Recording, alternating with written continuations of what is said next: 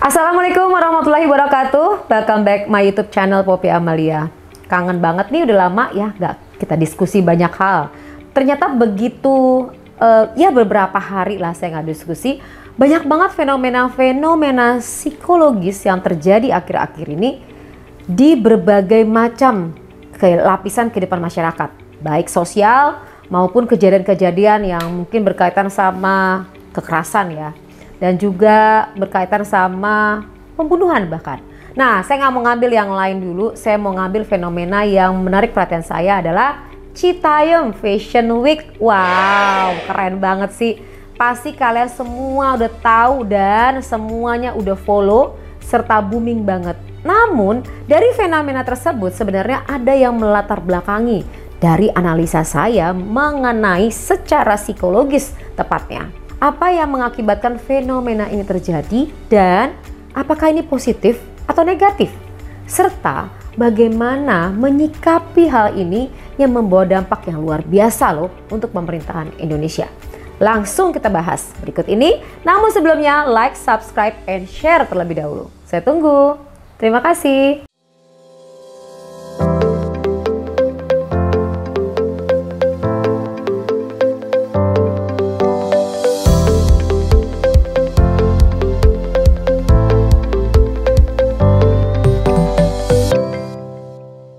Media fashion Jepang atau Tokyo Fashion lewat Twitternya menyatakan kekagumannya lebih tepatnya nih terhadap fenomena yang terjadi akhir-akhir ini terhadap para remaja tanggung yang saat ini banyak banget nih kita temukan.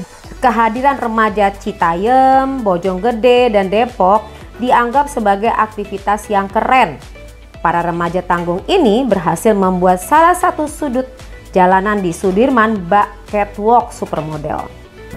Fenomena ini mulai viral ketika JJ, Roy, Bonge, ataupun Kurma muncul di berbagai akun Instagram dan TikTok untuk diwawancara. Saat ditanya dengan gaya malu-malu dan gesture anak seusianya, jawaban mereka yang unik, nyeleneh, spontan, tanpa diayak menjadi menggelitik netizen. Lalu media sosial, media massa mulai menyoroti penampilan mereka yang biasanya nongkrong di sekitaran antara stasiun Dukuh Atas dengan stasiun Bandara BNI City Sudirman. Belum jelas alasan mereka nongkrong di area itu. Bisa jadi karena kawasan tersebut memang sangat asik buat ditongkrongi atau sekedar foto-foto karena daerah itu instagramable banget. Aktivitas mereka selain nongkrong ada pula yang berjalan bak layaknya model profesional. Outfit mereka kece banget. Memakai kacamata warna-warni walau sudah pagi, gaya rambutnya nyentrik dan semrawut, hingga padu padan pakaian yang bertabrakan. Remaja yang kesana sebagian besar masuk kategori generasi Z. Ciri khasnya, mereka sangat senang dengan hal-hal yang bersifat modernisasi dan teknologi. Remaja biasanya melakukan konformitas secara sukarela. Kalaupun tidak sukarela, biasanya mereka enggak enak sama teman, terus lama-lama jadi enak. Kemungkinan besar dari latar belakang yang sama, sehingga tidak perlu melakukan penyesuaian terlalu berat. Artinya, mereka datang bersama bukan karena satu kumpulan yang sama, melainkan dari kelompok kecil hingga akhirnya berbaur jadi kelompok besar yang akhirnya sukses mencuri atensi publik. Karena mereka menemukan anak-anak dengan latar belakang yang sama seperti dirinya, sehingga mudah menyamakan frekuensi dan merasa nyaman berkomunikasi, bersikap, dan bertingkah laku. Hal ini jadi wajar karena itu merupakan bagian dalam tahapan perkembangan remaja. Usia remaja sering disebut sebagai usia peer group atau teman sebaya, di mana berada bersama dengan teman-teman menjadi hal yang sangat penting baginya. Mereka menunjukkan eksistensi dirinya agar keberadaan diakui oleh lingkungan. Jadi, melakukan hal-hal yang eksentrik bisa dijadikan sebagai sarana untuk memenuhi kebutuhan eksistensi tersebut. Mereka ingin mendapatkan penghasilan lebih dan menjadi kebanggaan teman-temannya, sehingga bisa jadi idola dan diterima siapapun di grup manapun. Pada usia remaja, ada beberapa kebutuhan sosial yang harus dipenuhi, yaitu kebutuhan pengakuan sosial, need for affiliation, kebutuhan kasih sayang, belongingness, and love. kebutuhan rasa aman dan perlindungan, safety need, kebutuhan kebebasan, independence, dan kebutuhan harga diri, self-esteem. Kebutuhan pengakuan sosial biasanya ditunjukkan dengan aksi penampilan, prestasi, hingga perilaku menyimpang yang disesuaikan dengan gambaran ideal diri atau ditularkan oleh kelompok tertentu. Dalam kasus remaja Citayam ini, bergaya bak model profesional dengan outfit nyentrik merupakan salah satu dari sebagian aksi mereka untuk memenuhi kebutuhan pengakuan sosial. Kisah JJ jika dikaitkan dengan dukungan orang tua tentu bisa menjadi segelintir alasan mengapa mereka berada di jalanan. Orang tua sudah sepatutnya bisa menjadi sahabat, bukan musuh atau sosok yang ditakuti oleh anak-anak. Idealnya orang tua menjadi sahabat bagi remaja, menjadi partner diskusi yang menyenangkan, dan menjadi mentor yang mengingatkan hal yang baik dan buruk terhadap hal yang benar dan salah. Sebaiknya orang tua masuk dalam kehidupan remaja, sehingga mereka dapat dengan segera mengendalikan remaja saat remaja tersebut sudah berperilaku di luar batasan yang wajar. Di jalanan, anak muda ini mengekspresikan dirinya dengan bebas. Hal ini dilakukan mereka ketika di rumah mereka harus menjadi anak yang penurut, lugu, sopan, serta anggun. Peran orang tua sangat penting untuk memahami atau mendampingi saat tumbuh kembang anaknya. Artinya, jangan salah menanggapi hal ini. Jika treatmentnya baik, hal ini bisa menimbulkan percaya diri yang baik dan positif. Inilah yang remaja butuhkan. Sebuah lokasi bagus untuk mengekspresikan diri tanpa dijudge aneh, menunjukkan eksistensi tanpa dicibir. Fenomena daerah Duku dan Citayam Fashion Week ini bisa jadi sebagai potensi destinasi wisata bagus bagi Jakarta. Sementara dari Pemda tidak melarang kawasan tersebut jadi viral hanya dengan membatasi aktivitas mereka sampai pukul 22 waktu Indonesia Barat. Baiknya remaja ini perlu punya mentor yang bisa mengarahkan agar tetap kreatif namun positif, memiliki aturan, nilai, dan norma sehingga prospek bagus, tujuannya, capaiannya jadi jelas. Atau inisiatif siapapun agar hal ini tidak sekedar berlalu begitu saja tanpa kemampuan beradaptasi melihat potensi-potensi ini menjadi suatu manfaat. Kemudian pemerintah atau organisasi sosial bisa membuat kesepakatan yang bisa dipahami masing-masing para remaja tersebut. Artinya, bisa memberikan ruang bahkan menunjuk figur untuk terlibat dalam edukasi maupun pengembangan diri terkait bidang tersebut. Lakukan sosialisasi agar menghindar pelanggaran atau penyimpangan di kemudian.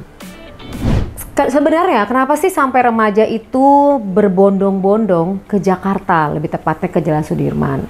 Kita tahu kan Jalan Sudirman itu isinya gedung-gedung pencakar langit.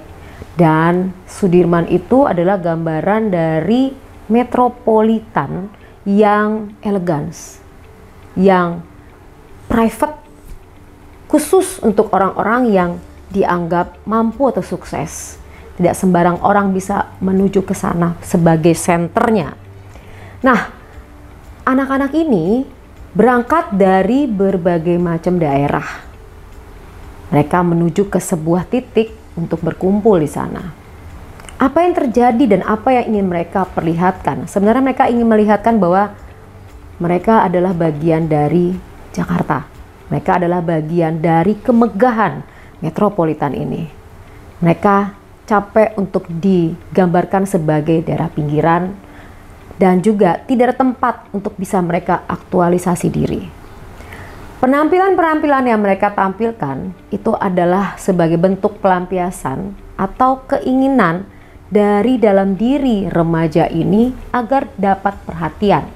Media sosial yang begitu luar biasa hingga mengakibatkan media sosial yang begitu mengambil peran khususnya untuk generasi Z ini menarik perhatian. Apapun yang ditampilkan akan menjadi viral. Pemenuhan daripada eksistensi mereka untuk dihargai terpenuhi nih.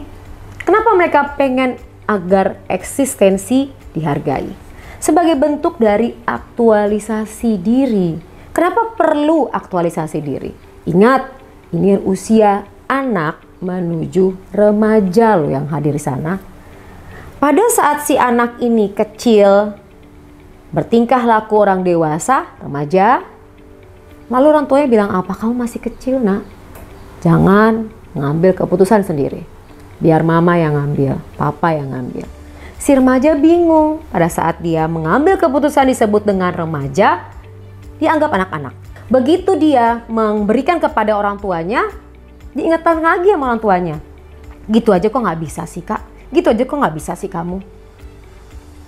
Fase peralihan ini mengakibatkan si anak butuh eksistensi.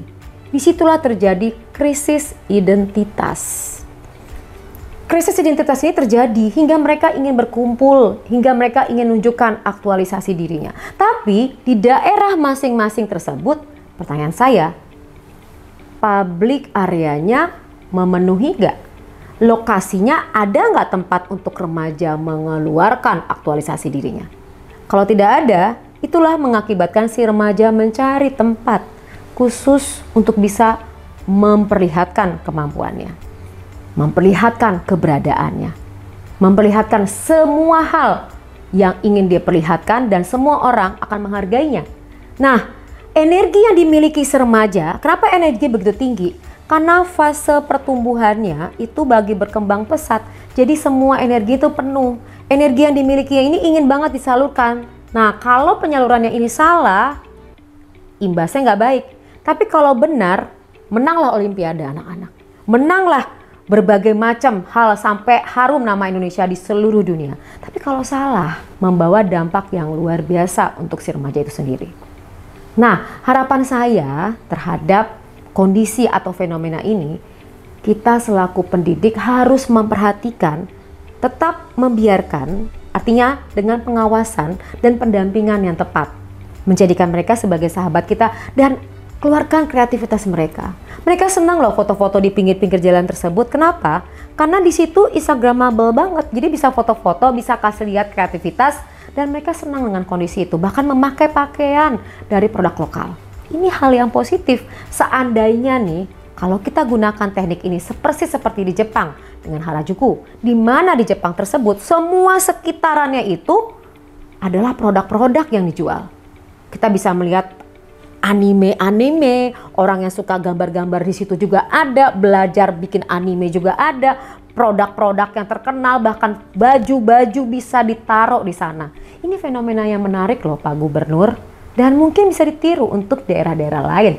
Tidak hanya Gubernur DKI Jakarta nih, tapi bisa untuk daerah-daerah lain untuk menyediakan ruang publik khusus untuk para remaja dan menggandeng mereka secara psikologis. Saya siap membantu. Kita akan kembali pembahasannya dengan pembahasan yang lain. Wassalamualaikum warahmatullahi wabarakatuh. Bye-bye.